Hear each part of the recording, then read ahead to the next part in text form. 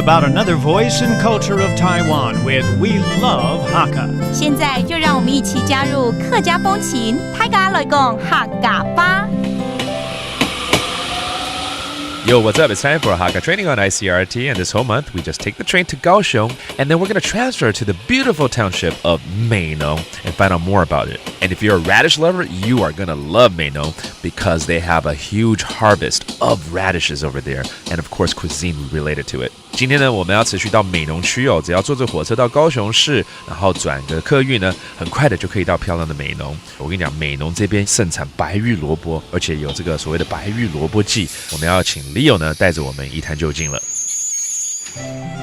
白萝卜蹲，白萝卜蹲，白萝卜蹲完红萝卜蹲，红萝卜蹲，还好想跟你玩这个游戏哦。是吗？但是我们也可以来练习拔萝卜啊。拔萝卜，听说可以自己拔，自己带回家。这边跟我们介绍一下。哦，这边有一个白玉萝卜鸡，这个白玉萝卜真的看起来又嫩又好吃，而且它不用削皮就很清甜了哦。有关萝卜的料理其实也很多啊，不是吗？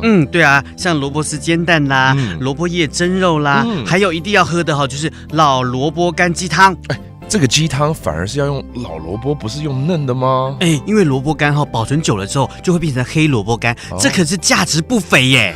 是汤嘛，所以更要入味，对不对？对，了解。可是来到美浓绝对不要光吃而已我们要去了解一下美浓在地的文化所以我问你，你记不记得有一个人叫做钟理和啊？对，我记得他好像是个作家嘛。对，难不成他是美浓人他是啊，而且他有一部作品叫做《原乡人》，还有拍过电影。对，他笔下有很多很棒的作品，所以这边有一个他的纪念馆的意思咯。对啊，所以可以来去了解一下。好，吃完萝卜一定要来参观一下这个纪念馆咯。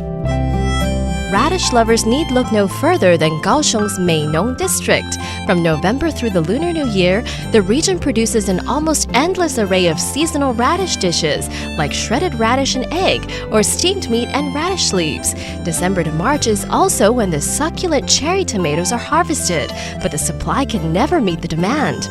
The area also boasts a rich cultural experience with historical architecture, as well as Hakka museums and a memorial to Zhong Lihe, a famous Hakka author. 好 ，Leo， 那我们现在来教大家客语萝卜到底怎么说呢？没问题。萝pere 就是萝卜的对，还有另外一个讲法叫做菜条。That's another way of saying the radish. 萝 pere 或菜条。That is today's Hakka training on ICRT. 什么大家？俺只say 张来了。客家风情由客家委员会监制。 We Love Hakka has been brought to you by the Hakka Affairs Council.